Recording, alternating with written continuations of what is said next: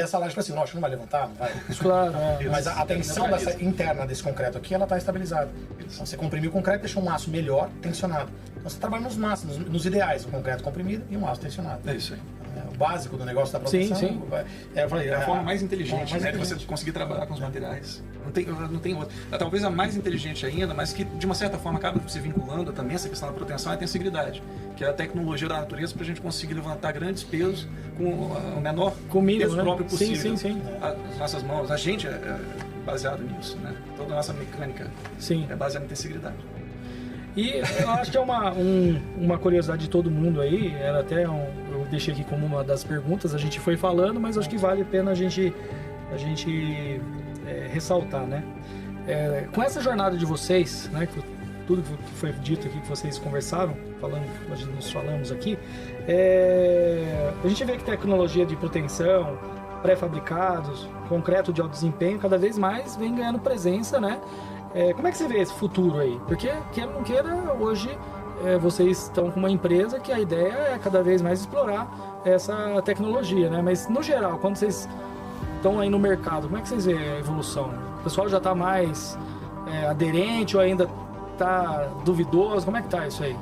Renato, assim, é uma necessidade, né? Então, toda essa inovação tecnológica, outro dia eu vi uma frase que fala que na parte de inovação tecnológica, a indústria da construção civil só ganha da pesca e da caça. Isso vai ser uma vergonha, né, cara, pra gente, né? Então, assim, se você vê como é que evolui a medicina, como é que evolui outros sistemas, inteligência artificial, uma série de coisas, e a gente continua chapiscando parede, né? Quebrando tijolo para passar tubulação. E aí, amigos da construção, hoje eu trouxe uma experiência em dobro aí para vocês. Trouxe duas feras aqui. Nós vamos falar um pouco sobre estruturas inteligentes, né? Inovação, execução e segurança na construção civil. Eu tenho o prazer aqui de trazer para vocês o meu amigo Marco Aurélio e também o Paulo Calmon. Como vai, Renato? Obrigado aí vocês por ter recebido o nosso convite, aceitado. Estou bastante...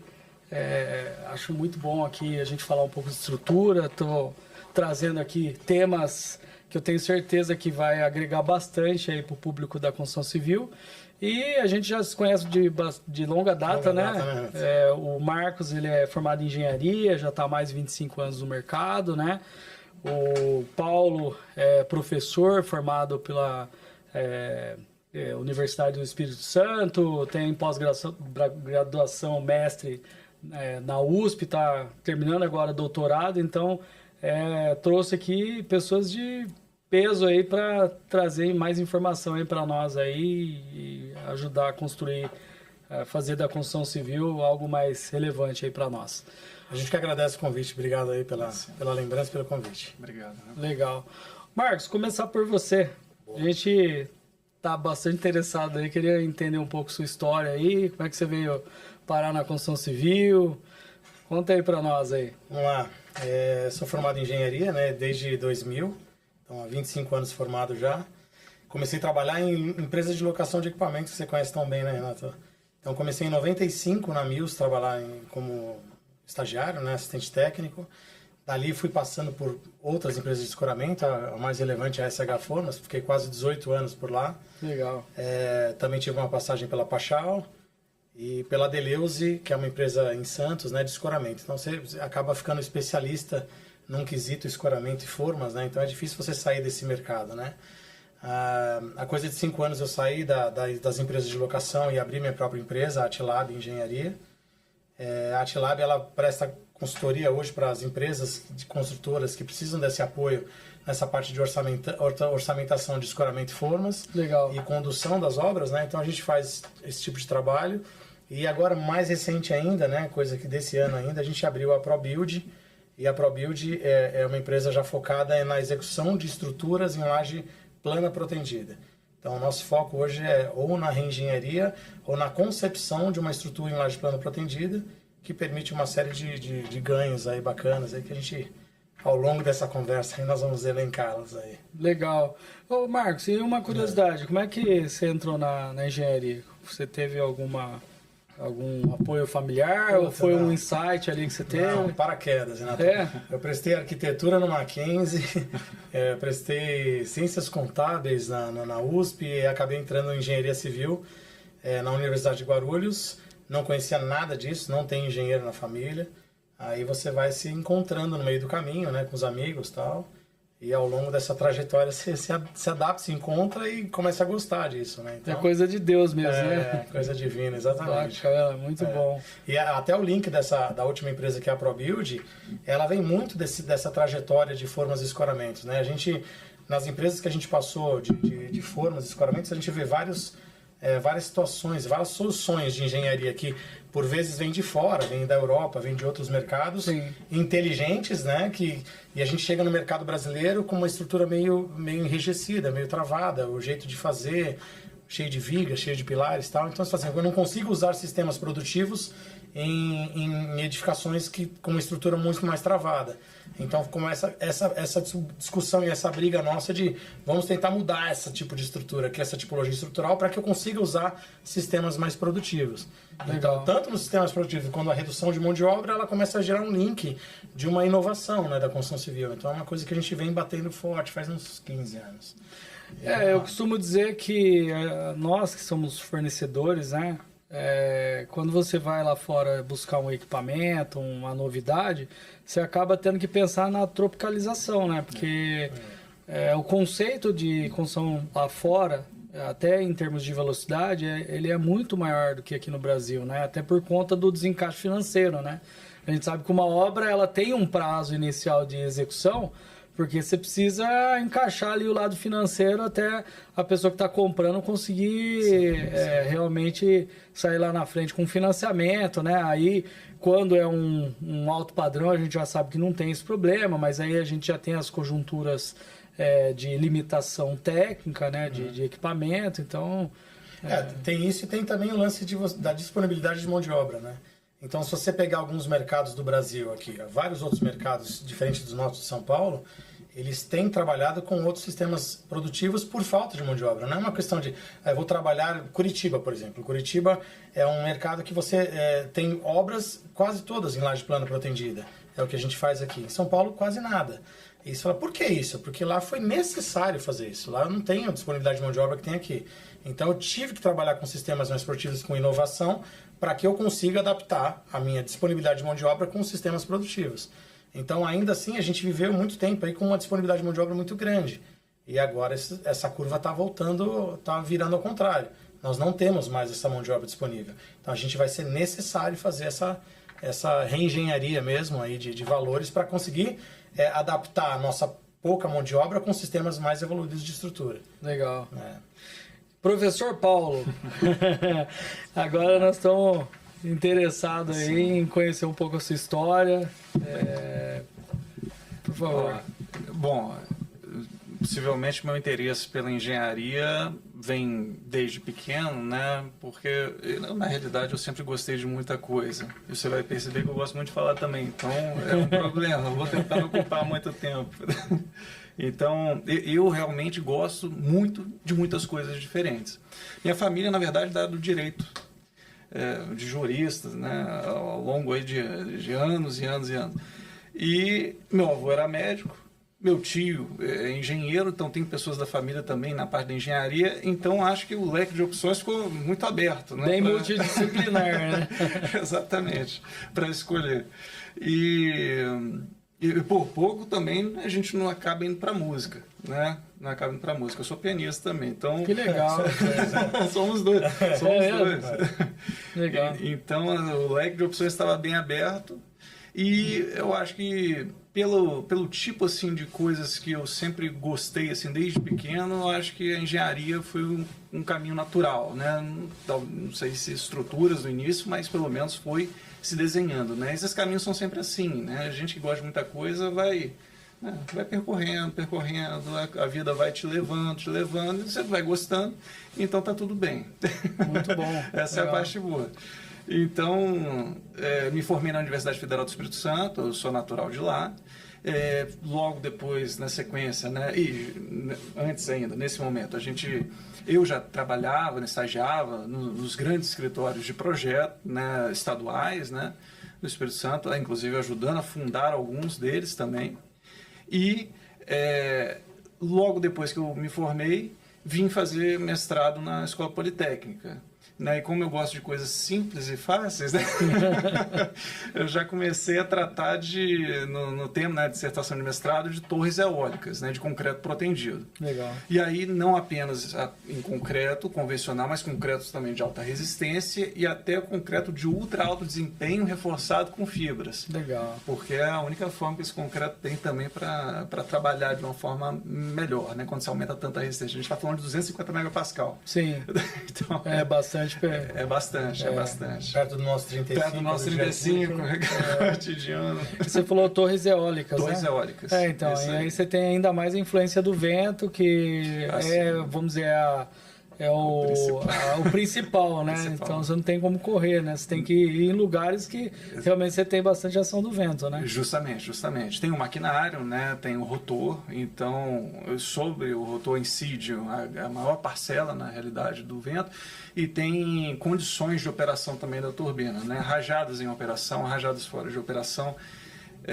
Além disso tudo, tem a própria parte da torre, que também tem que ser projetada conforme, né, o próprio rotor, a turbina eólica que vem em cima dela. E isso tem que dialogar muito bem, não pode entrar em ressonância. Sim, né? sim. Então tem que estar tudo muito bem projetado.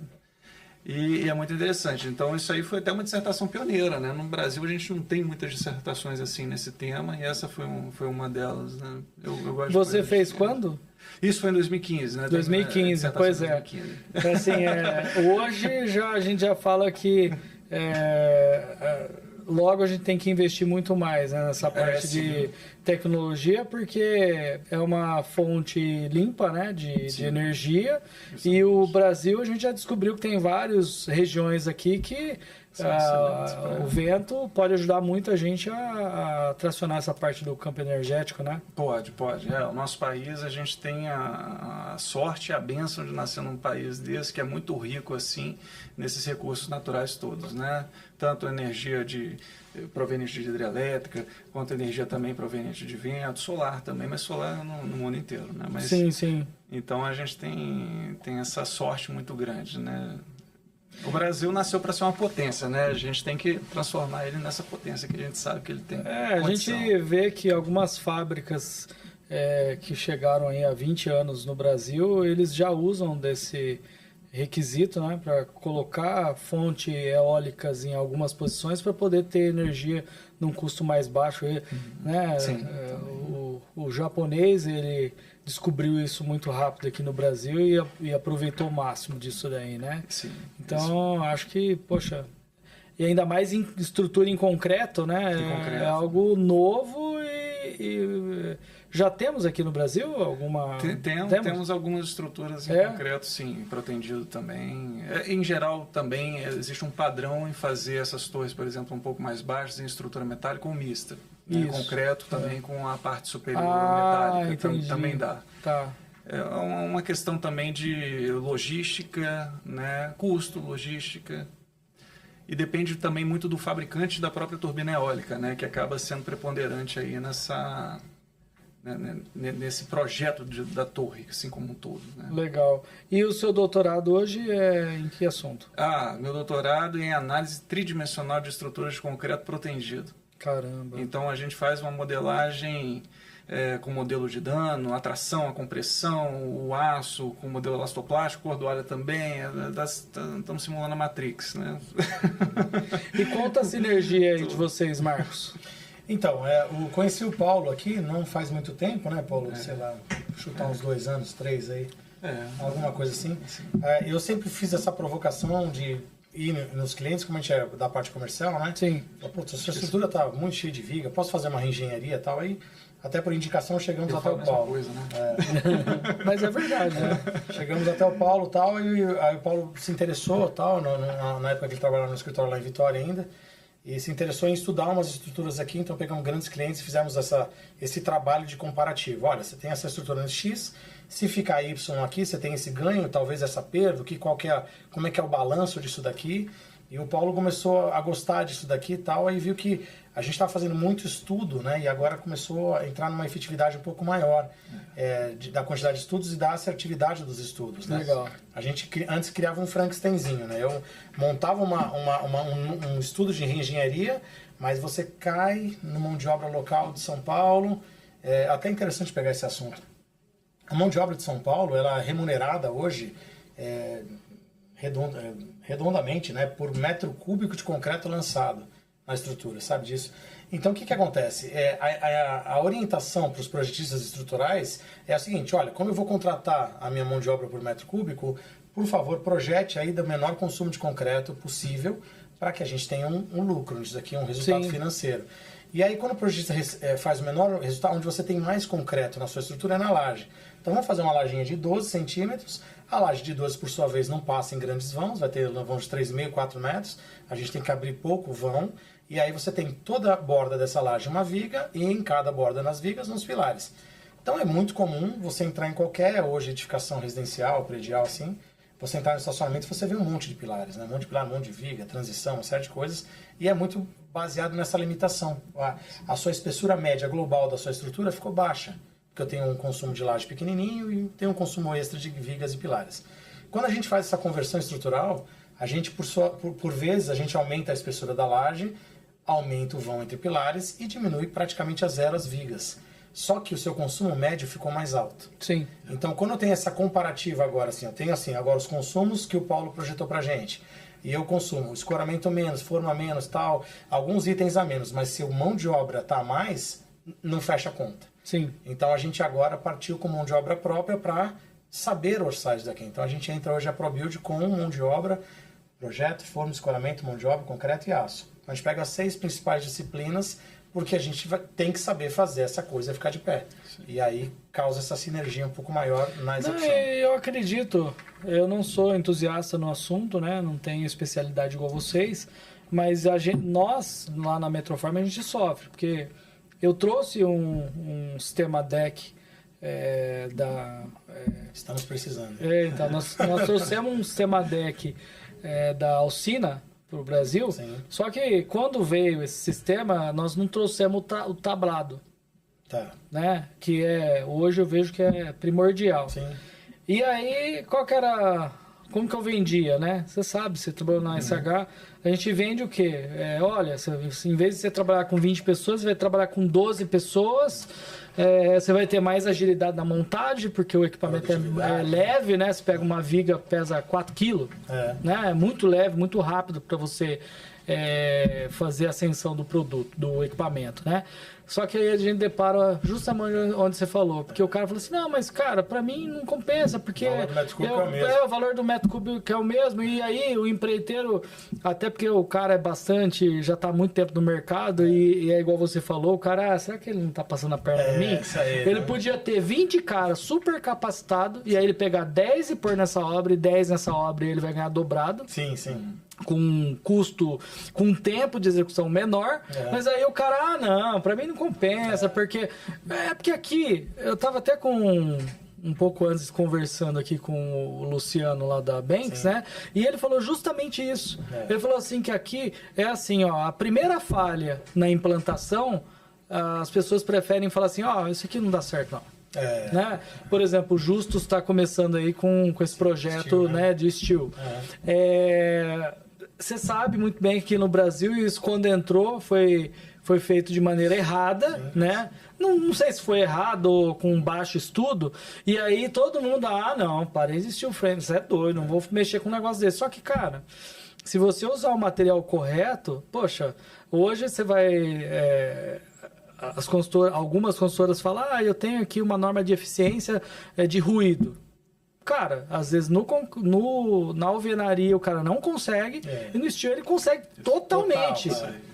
Né? Existe um preconceito. Exatamente, né? E aí, né, baseado nisso, queria até que você comentasse um pouquinho sobre essa questão de forma, porque eu tenho interesse de trazer esse sistema com um pouco mais de requinte e com os acessórios que precisam para que ele dê produtividade. Mas, em contrapartida, eu tenho dificuldade de achar por exemplo, pessoas, né, profissionais como vocês, que falam, cara, eu consigo fazer um projeto mais otimizado, pô, um sistema desse, eu vou querer porque eu vou ter menos mão de obra, e aí você, em vez de orçar por metro cúbico, provavelmente você vai orçar por execução. Sim, sim. Né, entregar dentro do prazo, e você vai ganhar dinheiro igual o cara que está vendendo por metro cúbico, né? Cara, se você voltar assim, eu entrei na SH Formas em 2000.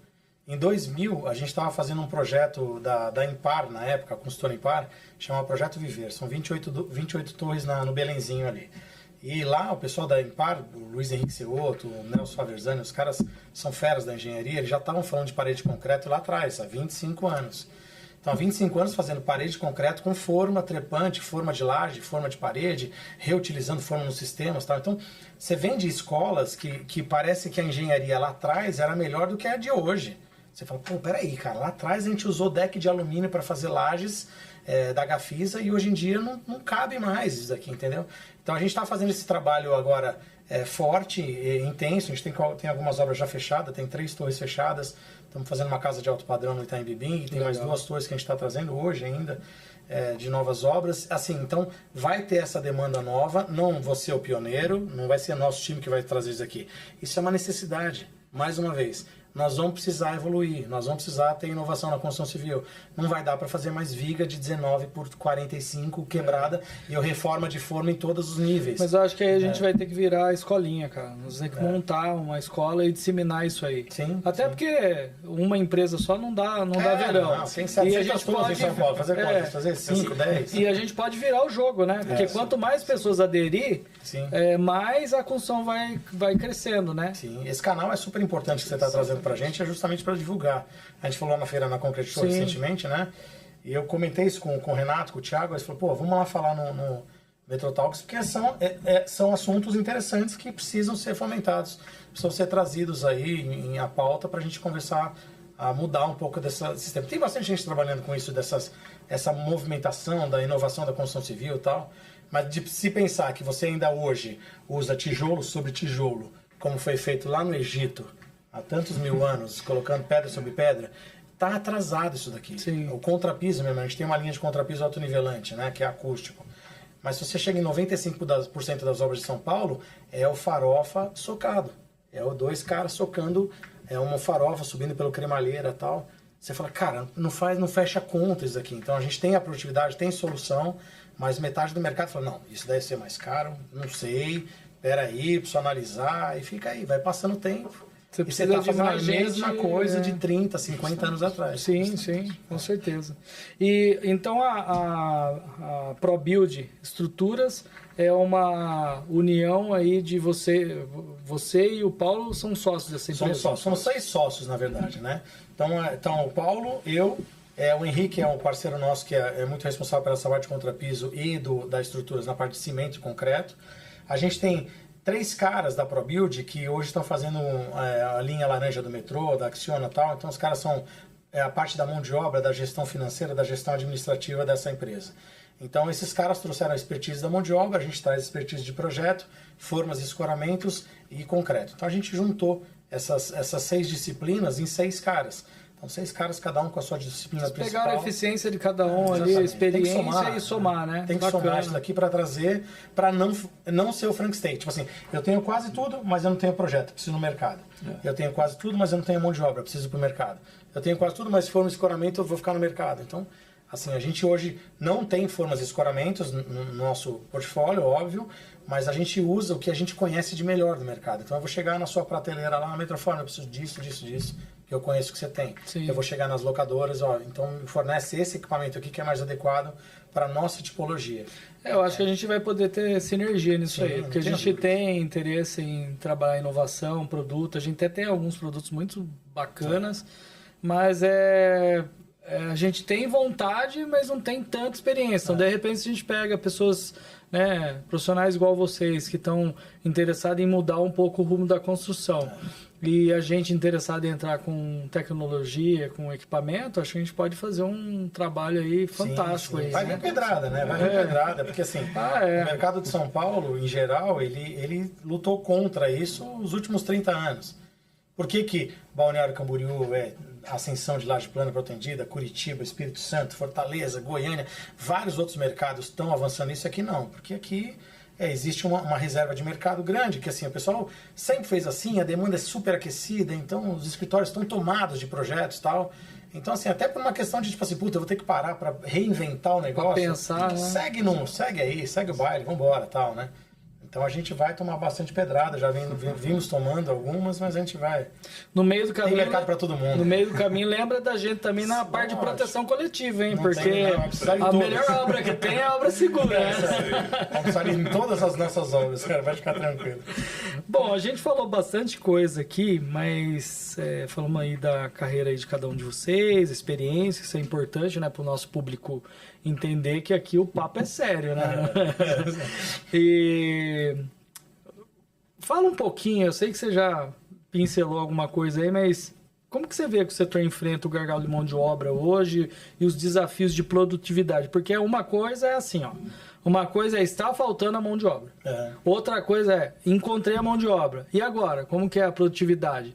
Onde que vocês, o professor acho que pode ajudar a gente também, falar onde que, nesse gargalo, onde que tá? O problema tá só na mão de obra, encontrar o profissional. O problema tá encontrar o profissional, um profissional que sabe o que está fazendo, treinado, que tem experiência, e tem um outro pilar que eu acredito, não sei se é o meu ponto de vista, que é a parte do comprometimento, né? Porque é ter o profissional treinado, e se ele está capacitado e principalmente empenhado em fazer a coisa acontecer, né? Como é que vocês veem isso aí? Vontade é tudo, né? Quando você quer fazer as coisas acontecerem, né, você tem que ter vontade, né? Força de vontade. A gente está fazendo isso há bastante tempo, né? Há anos, né? E indo adiante, mesmo às vezes com algumas adversidades, né, em relação, por exemplo, ao próprio mercado, resistências, né, em alguns pontos e tal. Então, vontade é a primeira coisa, que é o comprometimento. Com relação à qualificação, é importante também, e isso na parte acadêmica, é lógico, né, eu tento fornecer o máximo possível de conhecimento assim, para os alunos em relação a isso. A parte de proteção também, eles sempre veem tudo de proteção. Tem que ver, né, eu não admito, né, fazer uma aula. Estive dando aula no Mackenzie, né, até pouco tempo, então deu uma pausa já, nesse momento de tanto projeto que a gente está tendo. Sim. Mas eu ministrava, né, concreto armado 1, 2, concreto protendido, alvenaria estrutural, estruturas pré-fabricadas, teoria de estruturas 1 e 2, né, estruturas isostáticas e peristáticas. Então, ia comigo até o fim, até aprender. Não tem tempo ruim, não. Não dá para sair só executor, né? Tem que saber, vai ter que entender. Calcular ali dentro do canteiro, né? Vai calcular. Você pegou um ponto interessante, Renato, que é o seguinte, o lance da mão de obra agora é de campo, né? De campo, sim. Agora o carpinteiro, o armador, né? Então, se a gente hoje colocar nessa conversa que o cara é desconfiado da gente, né? Fala, cara, olha só, você tem uma obra convencional aqui, cheia de viga, cheia de pilar, cheia de coisa a fazer, cheia de detalhes. E você tem a minha obra aqui, que eu pego eventualmente um escoramento de alumínio, um tablado de plástico, formas fáceis, pilares mais espaçados e tal, e eu só tenho lançamento de concreto a mais. Então eu vou ter mais concreto, mas eu tenho menos forma, menos aço, menos tempo, menos escoramento e tal. Se você dá no mesmo parâmetro pro cara, qual que você escolhe? Então, você abrir o cardápio para ele aqui, ó. Você tem esse tipo de forma e esse tipo de forma. Qual que você escolhe ganhando a mesma coisa? Então, o cara, naturalmente, ele escolhe pelo mais fácil. Você está trabalhando menos e está sendo muito mais produtivo. Sim. Então, isso automaticamente reduz. Então, assim, o carpinteiro, quando escolhe, um empreiteiro, quando vai escolher para fazer a nossa estrutura, eu falo assim, eu orcei para fazer um prédio com 10 caras na obra. O cara, na hora que ele olha o projeto, falou, não, cara, isso aqui eu faço com 4. Você fala, não, peraí, então vamos por 6, por segurança, fazer a proteção e tal. Porque assim, ele enxerga a produtividade. Então o cara tem que olhar, ele tem que fazer esse comparativo visual para falar assim, ó, isso aqui é muito difícil, eu tenho que ter 20 caras trabalhando para fazer uma laje por semana, 15 caras o dia inteiro batendo forma. E a minha? Não, um monte de escoramento num dia, no outro dia assoalhei, a tela soldada é mais fácil, o posicionamento da cordoalha já vem detalhado no projeto. Então, quando você olha a praticidade de uma coisa com a outra, você começa a ter vantagem competitiva. Mas aí, Marquinhos, eu te pergunto o seguinte, você acha que os empreiteiros, eles têm hoje condição de enxergar essa diferença? Então, alguns não, a maioria não. A maioria não enxerga, porque o mercado é pagador. Então, o mercado está pagando hoje R$1.200, R$1.300, R$1.400 por metro cúbico. Então, o mercado está pagando. As consultoras grandes estão comprando 30 projetos, 30 obras, 40 obras a R$1.400, R$1.200 metro cúbico. Então, o cara paga. Então, não precisa pensar. É mais uma vez, ele não precisa pensar porque você tem uma demanda aquecida, entendeu?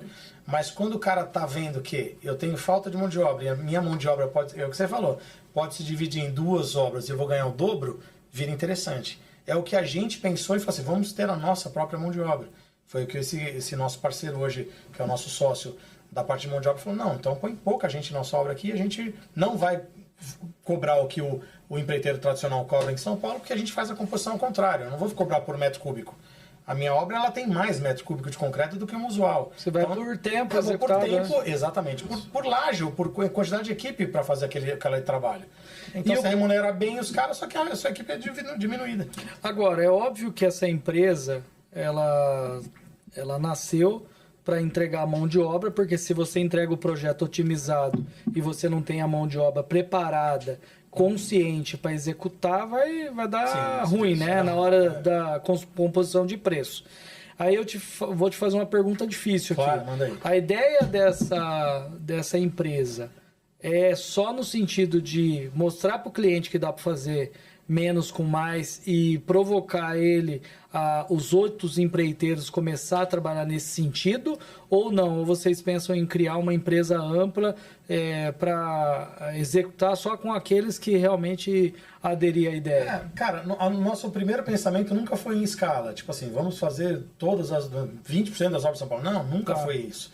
A gente quer fazer o que a gente se propõe a fazer, mas bem feito, uma boutique. Então, assim, eu vou ter quantas obras que eu vou conseguir ir fazer com uma equipe reduzida? 5, 10 obras? Então, vai ser essas 10 que nós vamos te entregar e tal, e vai ter um poder de escolha legal, porque também precisa partir isso aqui da incorporadora, da consultora, entendeu? Então, a incorporadora vem olhando com bons olhos isso. Puta, eu tô preso na mesma coisa a vida inteira, arrastando aquela corrente. E se a gente trazer uma tecnologia, uma solução e uma responsabilidade maior sobre isso tudo, com o projetista estrutural dentro do seu time, isso não existe. Pelo menos eu não conheço. Uma consultora que tem o seu projeto estrutural dentro do sistema, né? Então, a gente está vindo com uma inovação inteligente para a incorporadora. Senhor incorporador, eu posso fazer a sua superestrutura, eu nem quero fazer nada de acabamento, nada disso. A sua superestrutura eu faço ela de uma forma mais inteligente, mais rápida, e você está ganhando até um produto melhor. Você tem vãos maiores, uma liberdade de layout maior, sem vigas e tal. Então, a liberdade arquitetônica é legal, você pode fazer o que quiser depois, entendeu? Então tem algumas soluções, tem um prédio que a gente vai começar aqui no Itaim Bibi que assim, o cara vende o produto a R$45 mil o metro quadrado, é caríssimo. O mercado de São Paulo é o lugar mais caro de São Paulo. Sim. Só que você imagina para vender isso para um cara, um milionário, ele vai falar assim, ó, faz o que você quiser no seu ambiente, porque eu não tenho viga impedindo nada. Então, assim, você ganha a liberdade arquitetônica para o arquiteto, para a equipe de decoração e tal, você vai ganhar e outra, você pode mudar o seu apartamento a hora que você quiser. Enjoei, vou girar ele, né? Vai fazer um loft aqui, deixa aberto aí, tá bom. Não, mas realmente, eu acho que cada vez mais o conceito de construção está indo para isso, né? Para você ter liberdade para escolher, né? Sim, sim. Daqui a pouco o cara não vai comprar o apartamento decorado. Ele vai comprar o espaço para ele fazer do jeito que ele quer. Isso cada vez mais. Entendeu? No alto padrão, isso é cada vez mais, entendeu? Então, assim, o cara tem essa liberdade total de layout dentro do apartamento. Você tem uma laje, eventualmente, de 18, 20 centímetros de espessura, que vai dar um conforto acústico até melhor, tal, para os seus ambientes. Então, tem uma série de benefícios nisso tudo, né? Qual que é a parte crítica disso? Você põe mais concreto. Então, a gente teve que vencer essa etapa do concreto com mão de obra própria. Não dá para fazer o contrário disso. Então, só isso. Mas das 5 disciplinas, vamos lá, de 5 coisas, concreto, aço, mão de obra, tempo e produtividade, 4 você ganha e 1 você perde. Só que isso no balaio mexido aqui, pô, ficou legal, empatou. O custo Você final, empatou o custo, o cara falou, puta, eu aceito. Tá bom. Porque de qualquer forma você está ganhando em tempo também de execução, né? Exatamente. O projeto, principalmente alto padrão, Em vez de você, sei lá, gastar X de tempo, você vai gastar X menos alguma coisa, o cara vai ter disponível a obra mais rápido. O né? Paulo pode até explicar melhor sobre a liberação da estrutura na parte de rescoramento, né? Porque isso é uma vantagem muito... Isso é legal, Paulo. Justamente. O fato da gente trabalhar com a laje, né, protendida, a partir do momento que você faz a proteção na laje, ela já está suportando, por exemplo, o peso próprio dela inteiro já. Ela vai, inclusive, ficar aliviada do escoramento que tiver embaixo dela da forma. Ela vai levantar. E isso já é muito proveitoso para as próximas sequências de rescoramento da estrutura. Porque você não precisa rescorar com o mesmo jogo de escoramento que você faz no concreto armado. Você tem que acabar deixando vários dias e dias. Quatro jogos. Para, inclusive, tanto poder carregar, né, lá em cima, né, fazer a nova laje, né, quanto também impedir, né, as flechas de acontecerem também no concreto armado. Então, a proteção ela é muito benéfica nesse sentido. Além de você poder utilizar a própria proteção da laje para aliviar essa quantidade de escoramentos, Sim. você está eliminando também essas flechas que são muito menores, né, na protendido do que em relação ao concreto armado. E a configuração do concreto? A configuração do concreto, em geral, normativamente, existem algumas características, né, melhores, né, mas tem uma vantagem também. Tá. Né? Como o nosso concreto ele já é todo comprimido por causa do efeito da proteção, Sim. então a durabilidade dele já é naturalmente maior. Trabalha-se com concreto, na realidade, né, de 30 megapascal para cima, 30, 35. 35 costuma ser um padrão atualmente no mercado, pelo menos para as lajes. Pilar já é uma outra história, porque aí depende do tamanho da torre, você tem que chegar com pilares um pouco menores ali, em relação à vaga de garagem, não pode ficar com um pilar tão grande. Mas a qualidade do concreto acaba sendo melhor também. E o efeito da proteção já é uma própria teste de resistência no momento, na hora da proteção. Então, sua laje já está testada, está garantida, e ela já pode servir para fazer o escoramento da laje superior, com pouquíssimo reescoramento na parte de baixo. Legal. Pegando o gancho do Paulo aqui, né? A gente faz essa proteção quando o concreto atinge 21 MPa. Isso. Então, assim, pelo menos 21. Então, assim, isso daí vai se dar no terceiro, no quarto dia. Então, assim, eu concretei hoje, no terceiro, quarto dia já deu 21 MPa, a gente faz um ensaio recente, né? Protende. No momento dessa proteção, é dada a proteção total. Então, todos os cabos são tensionados na totalidade dele.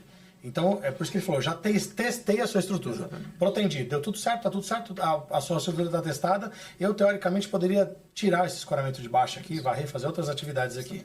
Eu vou rescorar essa laje quando eu for concretar a de cima, por conta da sobrecarga da próxima laje. Isso que eu iria perguntar. Então, eu só rescoro ela por conta do esforço que eu vou ter de... Extra, né? Exatamente. Tá vendo? Mas se for de uma concretagem de uma laje superior, aí essa laje aqui não resiste, então eu rescoro ela por baixo. Mas aí o rescoramento, vamos dizer, não precisa ser um rescoramento de 100%, porque você vai aliviar por conta da carga superior, né? Vai ser sempre essa conta, a conta vai ser sempre de cima para baixo, Renato. Tipo assim, quanto que eu vou jogar aqui de carga? Eu vou jogar 1.200 quilos.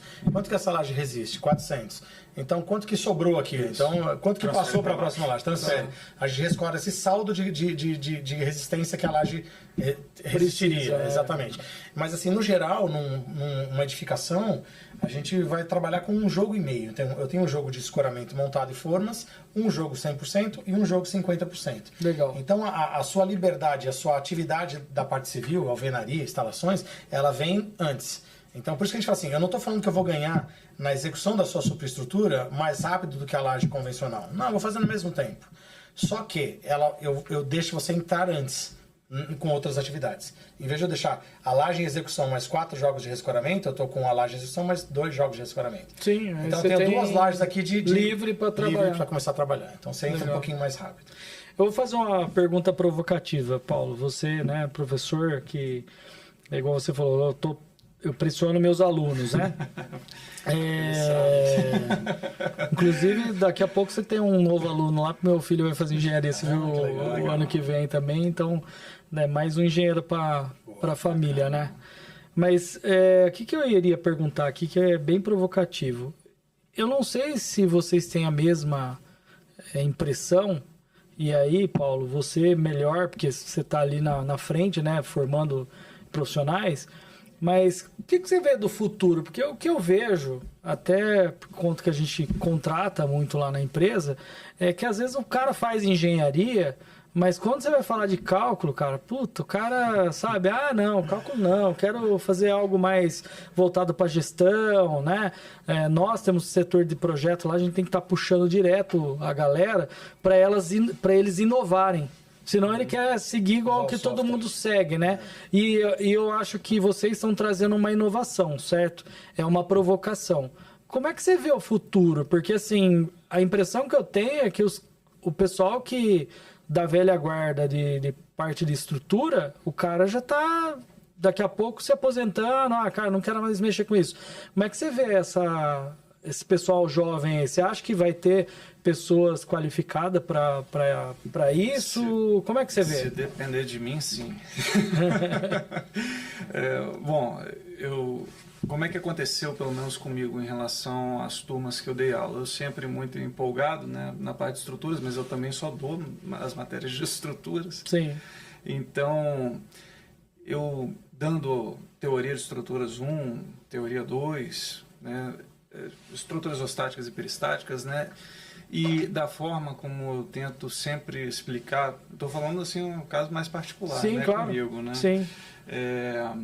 Eu tento explicar da forma mais didática possível, eu tento percorrer o mesmo caminho de pensamento do aluno, caso não soubesse nada e estivesse aprendendo ali naquele momento, né? Então eu vou de uma certa forma simplificando aquele conhecimento até deixar num ponto assim muito interessante assim para passar e entender, e se ele quiser se aprofundar, ele se aprofunda. Tanto foi assim que vários dos meus alunos acabaram entrando depois em empresas de estruturas. Eu falei, não estou fazendo uma diferença, né, mesmo aqui, né, que bom, não só eu, né, porque na época tem João Carlos Gabriel também, grande João Carlos Gabriel, se estiver vendo a gente. Legal. Um abraço. Muito bom, muito bom. Eu fui o fundador do curso de Engenharia Civil do Mackenzie Campinas, né. E é muito interessante, né? Então, eu sei que as coisas não podem só depender, gente, do professor ensinando, do quanto que você gosta do seu professor, tá? As coisas, às vezes, você acaba pegando um professor que não, né, que não é bem o seu tipo, seu estilo de aprendizado, mas você tem que tentar entender que é uma pessoa que está tentando fazer o melhor trabalho possível, né? E eu já tive, né? A gente na Universidade Federal, né, por exemplo, também, a gente acaba tendo... Né? Alguns professores são um pouco mais difíceis do que outros, né? Uns que a gente se apega mais, entende melhor, outros um pouco menos. Então isso faz parte, mas a gente tem que... esse é o jeito dele. Esse é o jeito dele, respeito e vamos adiante. Então, é uma mentalidade, né? É uma forma de mentalidade de enxergar o mundo. É um amadurecimento também, porque as pessoas entram muito novas, né, na faculdade, e isso... Sim. É um problema até a pessoa se encontrar. Tem gente que entra num primeiro curso assim, de engenharia civil, aí o cara percebe que não tem nada a ver exatamente. Meu Deus, o que eu estou fazendo aqui? E eu sei que tem esses alunos na sala, né? Sempre tem um ou outro ali, mas comigo isso já não acontece, porque eu tento gostar de tudo. então eu estou assim, de peito aberto, né, para o que vier, né? Entrei no curso de engenharia. Tem algumas coisas ali que talvez não fosse exatamente o que eu estava imaginando, mas vamos tentar, vamos adiante, vai ser legal. Mas, Paulo, eu acho que você tocou num ponto muito importante. Eu acho que quando a gente apresenta algo para uma pessoa, que a gente apresenta, mas não da melhor forma, e aquilo se torna meio que algo misterioso, muito complicado. Eu acho que a pessoa fala, cara, eu não vou por aí aqui não, porque esse caminho é meio tenebroso, né? Justamente, começa a criar uma resistência já. Aí a pessoa fala, não, estruturas não, eu vou para a obra, mas mexer com estruturas, projeto, pelo amor de Deus, não quero. O meu filho fala isso aí. Ele fala, não, eu vou estudar, mas eu não sei estrutura. Calma, cara, calma. É um bichinho que te pega ali, né? Pra que você... se você tem que sentir um propósito, né? No seu caso, pegando como gancho, o que te motiva na estrutura? Qual foi o insight que você fala, putz, isso aqui eu preciso... preciso dominar isso, preciso calcular. Eu acho que é muito interessante o fato de você conseguir colocar grandes estruturas, né, em pé, né, em funcionamento. Né? Como é que faz esse balanço aqui? Como é que o cara fez um balanço de 10 metros? Né? Como? Né? Então, essa parte assim... provocativa, né? Não é só engenharia, é arquitetura. Isso aí depende.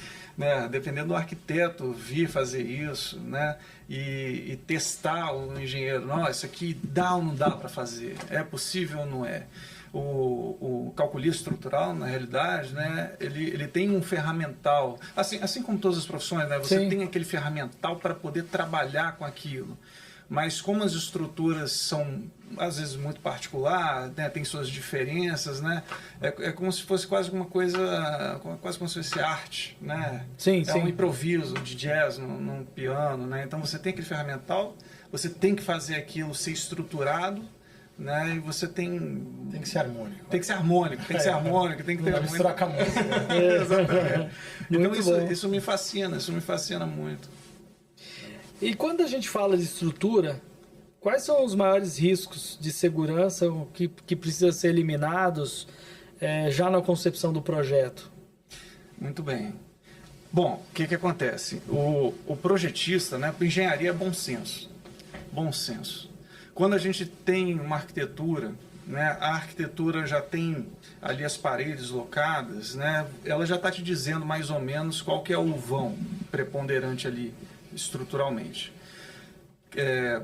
Essas características de cada projeto que vão levando a determinadas formas de concepção estrutural. Então, por exemplo, se eu tenho vãos de 8 metros, olha, de repente uma laje protendida de 18 centímetros serviria bem. Né? Vamos ver onde é que a gente consegue encaixar aqui os pilares, né? E aí você começa a tirar proveito dessas contas de padaria, de pré-dimensionamento, que funcionam porque alguém já calculou até o final, alguém já falou, não, vamos testar com laje 18, aí fez a conta até o final, ó, deu certo, então beleza, laje 18 funciona para vão de 8. Vão de 9 metros, a laje 18, não ficou bom, ainda tá com muito cabo, agora tá dando até flecha, meu Deus. Sim. Então tem que ser uma laje de 20. Então, esse ferramental, ele já é próprio do cálculo estrutural e essa é uma das grandes bases dele. Um bom pré-dimensionamento te leva a dar um chute no ângulo, né? Entendi. Um pré-dimensionamento, né, não tão feliz, né, ousado, ou por outro lado muito sobrecarregado, né, fazer uma laje muito mais espessa também não vale a pena, também não adianta. Então a arquitetura meio que já vai no início, e o arquiteto também precisa ter essa noção de concepção estrutural. Eu dei aula além em Bimorumbi, Mackenzie, a Universidade Paulista foi a primeira universidade que eu comecei dando aula para arquitetura, sistemas estruturais. Caramba. Então, ali eu pegava mais leve. Você está salvando os engenheiros, né? Porque os caras reclamam, né? Exatamente. Ali eu já falava, né? Ó, não, dá para fazer isso aqui, professor? Dá, claro. Professor, pô, meu pilar em cima não está conversando com o de baixo da minha garagem, o que eu faço? Inclina. Pode, claro que pode. O seu engenheiro não vai gostar muito, não, mas eu sei fazer, pode inclinar. Então, esse ferramental, né, tanto do engenheiro calculista estrutural quanto do arquiteto, e se o arquiteto estiver tanto melhor para o engenheiro, é o fator assim, preponderante que vai levando a estrutura para aquela concepção melhor. Não que, lógico, independente da arquitetura, 90% dos casos você consegue tirar partido dela e transformar ela, por exemplo, em concreto protendido, se ela foi pensada em concreto armado, cheio de vigamento. Aliás, isso é uma coisa interessante que eu ia falar, não quis interromper antes não. Eu quero o seguinte, o fato dessa premissa de volume, né? Vamos reduzir o volume. O que consegue vencer grandes vãos com volume reduzido? Viga. Não tem outra. A laje, se você tentar ir aumentando a espessura da laje, assim, você não vence. Né? Agora tem uma coisa interessante, né? Essa questão de vigamento vai levar a outros problemas. Forma, muito trabalho de forma que você vai ter que fazer. Pé direito. Quando você tenta fazer vãos muito grandes também, e a gente observa isso muito em São Paulo, em vários edifícios já prontos, na Paulista, você vê que tem vãos muito grandes. E é tudo vigado. E aí você começa a perceber que a concepção do engenheiro calculista ali foi o quê?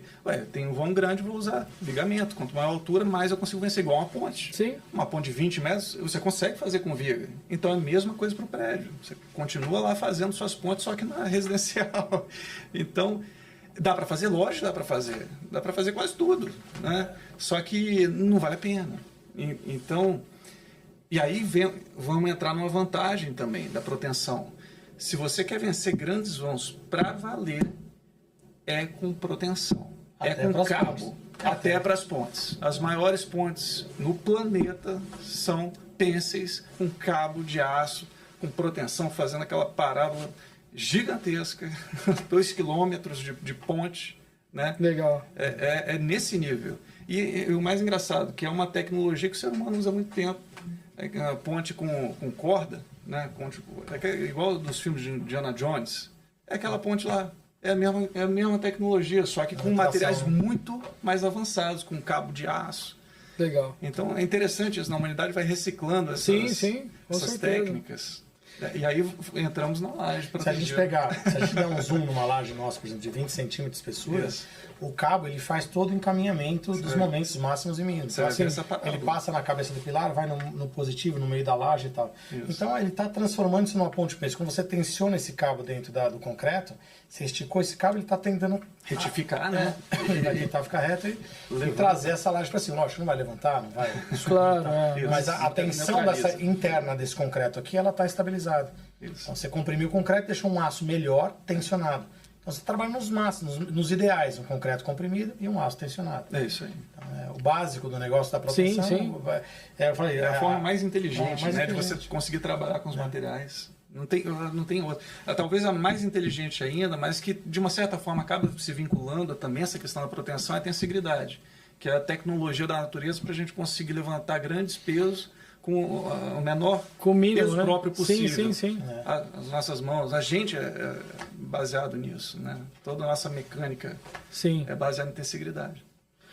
E eu acho que é uma curiosidade de todo mundo aí, era até eu deixei aqui como uma das perguntas, a gente foi falando, mas acho que vale a pena a gente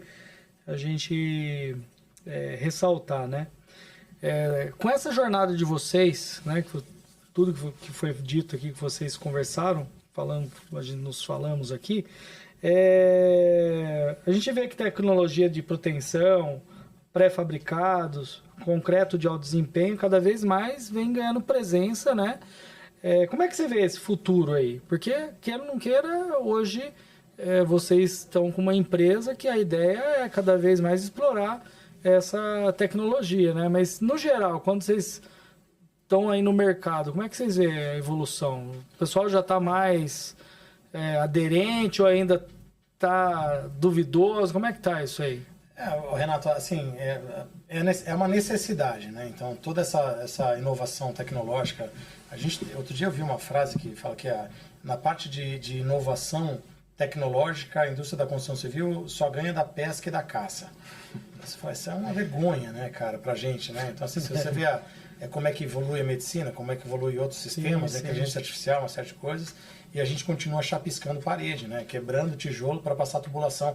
Então tem uma série de coisas qualquer obra que você entrar, você vai ver esse abismo entre a tecnologia e a mão de obra, a raiz do negócio, né? Então, tipo assim, como é que o cara tá fazendo contrapiso socando, subindo farofa na cremalheira, socando. Sim. Então são coisas assim que são muito gritantes e cada vez mais vai ter menos adepto. A gente não vê nascer mais carpinteiro, não nasce pedreiro. Não. Ninguém quer falar assim, meu filho, eu vou te dar uma carreira de pedreiro. Não existe isso aqui. Então, a nossa mão de obra vai envelhecendo, vai ganhando mais, vai ficando menos produtiva, até pelo cansaço físico e tal, e assim, a gente vai cair num ciclo, talvez traumático, tipo assim, é o gargalo, eu não tenho mais mão de obra para fazer as mesmas coisas que foram feitas no passado. Então, assim, nós vamos ter que formar novas mãos de obras, talvez como nossa equipe, por exemplo, ser uma equipe de montadores, talvez. Eu vou montar um escoramento, montar um sistema de formas mais inteligente e tal, mas eu tenho que sair dessa métrica aí do mesmice lá de trás, né? Então, assim, vai ter campo, tem um mercado da construção, ela colhe grande parcela da população brasileira e mundial, e vai continuar sendo, só que nós vamos ter que só mudar. Vai ter que só parar de fazer as mesmas coisas, vamos quebrar a parede para gerar entulho, para descartar, e vamos fazer um negócio mais eficiente, um PEX, alguma coisa assim que é mais rápido e tal. Então, essas coisas estão aí, estão agora, no nosso on time aqui, para a gente mexer nisso e fazer acontecer. A gente fala de tecnologia, é óbvio que a gente tem que melhorar a tecnologia, mas tem um outro ponto também que é o ponto humano, né? da geração Millennium para cá, a gente... Isso aí tem estudo, né? Que fala que é uma geração que faz as coisas por propósito, né? E querem reconhecimento, né? E a construção civil sempre foi... as coisas sempre foram feitas atrás das cortinas, né? É o cara que faz o show, mas não tá lá dando a cara. Exatamente, nos bastidores. Vocês não acham que, igual você falou, o pai não fala pro filho ser um pedreiro ou para ser um carpinteiro, mas talvez não é porque, primeiro, por conta de que não tem esse assédio que hoje as pessoas dão valor, né? Assim, a pessoa quer ser reconhecido, né? Por aquilo. E até por que eu estou falando isso? Não vou falar em números aqui, mas você, o Marcos e o Paulo sabe disso, que hoje tem carpinteiro que ganha mais que engenheiro. Certeza, mais que muitas outras profissões. Exatamente. Então, eu até, esses dias eu estava vendo um podcast e eu vi que o engenheiro, o cara ficou até exaltado, né? Porque não tinha nada a ver com engenharia, mas o cara foi falando, brincando com essa questão de obra, e o cara falou, porra, é inadmissível um cara que não tem uma formação, não estudou 5 anos, o cara hoje ele ganha mais com engenheiro e tal. E aí a provocação do outro lado veio no sentido que às vezes não é só a formação, né? Mas é a necessidade e outra coisa. Igual vocês que tocam piano, que mexem com música, de certa forma eu acho que tem um pouco da pessoa ter aquele... Como é que fala? Ter facilidade em lidar com aquilo, né? Sim. Se você pega um carpinteiro mesmo, raiz, um cara de carpintaria, você vai ver que ele consegue fazer com madeira, prego e martelo, e com serrote, que, cara, é coisa de um artista. Um artesão, né? Não é um negócio... Sim, né? sim. Então, vocês não acham, usando como provocação, que falta um pouco da gente... pensar, não que a gente vai florear a profissão. Mas glamorizar um pouco mais, talvez. Exatamente, para o cara se sentir reconhecido, né? Acho que sim. Igual, a gente vê hoje no mercado, o cara chama lá os melhores arquitetos, os melhores engenheiros, os melhores engenheiros de estrutura e tal, mas você não vê um cara chamando um mestre de obras, você não vê um cara dando um prêmio, um cara de carpintaria mostrando, olha que esse cara ajudou junto com a equipe XPTO. Será que não falta um pouco isso, além de formação, óbvio, né? No nosso mercado? Como que vocês veem isso aí? Eu acho que é uma ótima provocação, Renato, que você está trazendo aqui. Eu acho que até muda um pouco a minha forma de pensar. Porque, pelo visto, assim, a gente tem que... Eu falo isso, nós falamos esses dias para a equipe de carpintaria. Vocês são mais importantes aqui do que o engenheiro que está sentado ali em cima. Vocês que vão fazer isso acontecer, vocês vão fazer isso... mas assim, eles não recebem o mérito disso, os louros disso daí, né? Eles fazem, recebem o salário e vão embora. E a gente, muitas vezes, ainda fica reclamando, né? Eu acho que é bem provocado isso daqui. A gente precisa, como empresa hoje que tem mão de obra, trazer essa galera aí para dentro de uma decisão, para reuniões decisórias, tal, para fomentar até essa vontade de ter mais gente no time. Muito bom. Só para vocês terem uma ideia, né? Vou fazer um corte aqui. Chiquinho, Zezinho, né? Pô, falei Francisco, né? Zezinho, tá. Não, tô falando que é pra cortar aqui. É bom que, né, quem não faz ao vivo, né? Acredito. Mas, então, ó, pegando isso como gancho, só para você ter ideia, a gente vai trazer o mestre Zezinho, que é um mestre bastante conhecido no mercado, e sabe que é o que me chamou a atenção? Eu vou chamar outros mestres aqui, inclusive eu tenho um mestre lá em casa que eu já falei para vocês, né? Meu pai é mestre de obra, hoje está aposentado, mas foi muito tempo mestre de obra de grandes construtoras, teve a empreiteira dele, então eu sei o que é um mestre de obra dentro de casa e eu aprendi com ele, né? Mas o mestre Zezinho, cara, a gente tá trazendo ele aqui porque ele tem algo peculiar, cara. Ele fez um livro, entendeu? Ele escreveu um livro e o livro dele conta a história dele concatenada com uma estrutura de um prédio. Então, à medida que a estrutura do prédio vai crescendo, ele criou a sinergia com a história de vida dele. Cara, que legal. Pra mim, não tem criatividade melhor. Então você vê, aí você fala, pô, mas um mestre de obras escreveu um livro. O que eu estou dizendo agora, eu estou parafraseando algumas pessoas que acham que porque para você escrever um livro você tem que ser um cara, nossa, estudioso. Tem gente que às vezes ele precisa de ser reconhecido, e a ideia nossa de trazer ele aqui é porque eu quero mostrar pro mercado que tem gente que o cara não só faz obra, não. Ele é um cara criativo, um cara inteligente, e é essa provocação que eu fiz com vocês, que eu acredito que tem muita gente no mercado que tem várias histórias, que, por exemplo, você, Paulo, que é um grande, né, engenheiro, professor, às vezes você pega a história desse cara, você pega ali uma experiência que ele tem de execução, e pega a experiência que você tem ali com a parte de estrutura. Imagina como que isso pode ser rico, e o cara pode se sentir agradecido e falar, poxa, o cara pegou uma experiência minha e transformou, vamos dizer, multiplicou isso para outras pessoas que talvez não teve a mesma, como é que fala, inteligência de executar, enfim. Expertise, acho que elas têm essa expertise. Exatamente. Então, eu não sei, eu entendo, a minha concepção é que nós vamos ter que mudar isso na construção. A gente não vai poder Eles colocar... são valorizados financeiramente, mas não moralmente. Exatamente. Nós tivemos um convidado aqui que o cara contou uma história que foi fantástica. Ele foi fazer um treinamento de segurança para um produto que ele nunca tinha trabalhado. Mas ele era um técnico de segurança, ele tinha que dar o treinamento de segurança. Ele falou, rapaz, como é que eu dou treinamento de segurança se eu nunca usei a máquina? Né? Até eu ter experiência técnica para execução, como é que eu faço? Mas eu preciso dar uma luz para esse povo que vai trabalhar aqui, porque, né? E aí, moral da história, os caras que iam trabalhar, os caras já trabalhavam com a máquina há 20, 30 anos.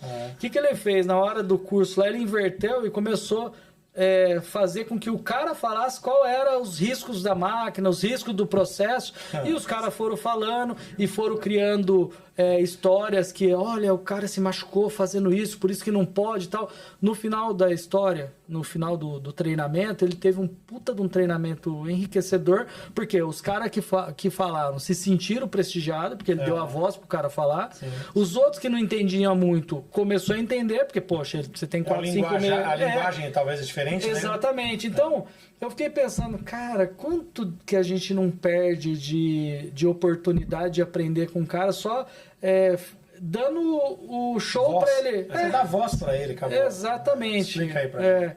Então, a gente tem interesse aqui, propósito também, de trazer pessoas de outras disciplinas dentro do canteiro de obra, porque, cara, eu acho que é enriquecedor pra gente, né? Muito bom. E é isso.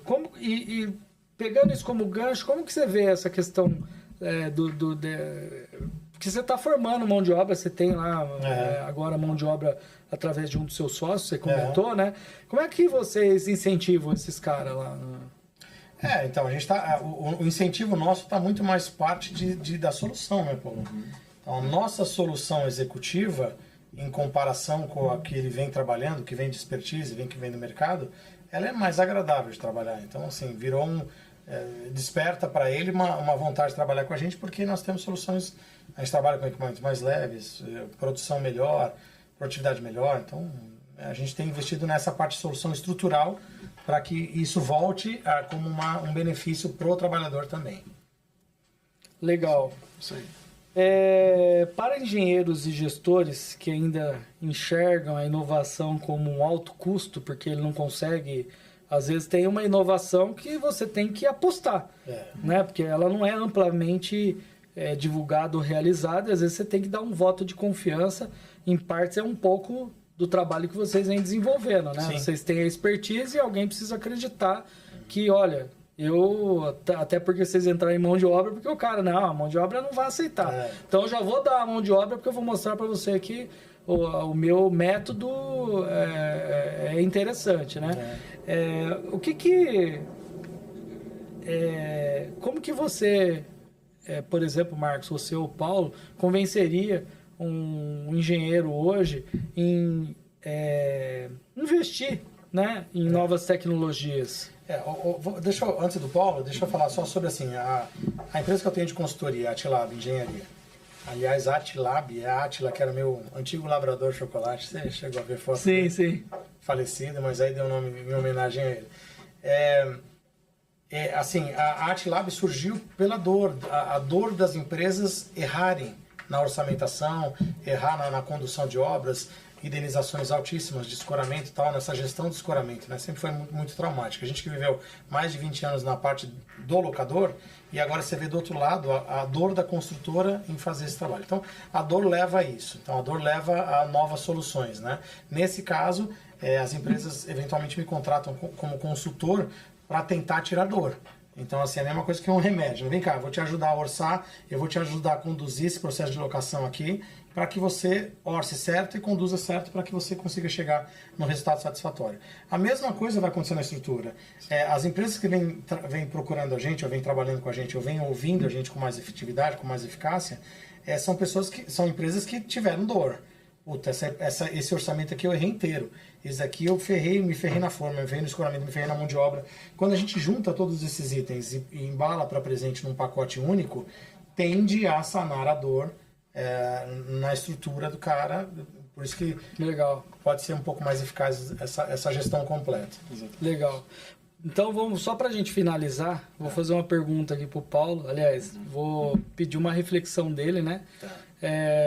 Dá uma dica aí para os engenheiros que estão iniciando, que estão se decidindo para engenharia e aqueles que já estão estudando. O que você daria de dica para essa galera aí, não só para se especializar na parte de estrutura, mas por que é interessante o estudo em engenharia hoje? Olha, a engenharia é uma das áreas que consegue, de fato, transformar o ambiente, né, em que a gente vive, né? A gente tem os materiais tradicionais que a gente tem trabalhado, mas tem surgido, né, novos materiais de trabalho daqui a pouco, né? Concreto de alta resistência já está começando a se tornar alguma coisa mais cotidiana, e isso tende a levar a novos tipos de projetos, tipos de concepção, né, tanto de arquitetura quanto para a parte da engenharia. O ser humano não vai deixar de construir nunca. Então, a gente ficar antenado com essa inovação tecnológica, né, do que a gente consegue fazer com isso, eu acho que é uma coisa fantástica. Eu como calculista estrutural, sou suspeito, né, porque eu adoro isso, mas é o que eu falaria para quem está iniciando na engenharia. Se a intenção é entrar, por exemplo, na área de estruturas, né, como diria um professor meu, né, um engenheiro tem que andar na rua, se ele vê uma construção, ele tem que estar olhando para ela. Tem que olhar, tem que ver como é que é, a concepção da estrutura, tem que gostar, né, do que está fazendo. Eu acho que esse é o segredo. Esse é o segredo da vida, talvez, né? Legal. Tem que gostar do que está fazendo. É isso aí mesmo. Tem que se divertir. É isso aí, pessoal. Vocês viram que o papo foi bacana aqui. Peguei duas feras aqui. Gostaria de agradecer você, Paulo. Agradecer você, Marquinhos, por ter disponibilizado esse tempo aqui pra gente. Tenho certeza que quem vai assistir aí vai ficar super entusiasmado em entender um pouco mais sobre estruturas, né? E depois, quem precisar do contato do Marcos aí, do Paulo, pode entrar em contato aí com a gente através das redes sociais aí, que a gente vai poder passar a informação aí, porque realmente são duas feras, eles estão trazendo novidade para o mercado. E é isso aí. Obrigado, viu, gente? Valeu, Renato. Obrigado pela atenção. Valeu.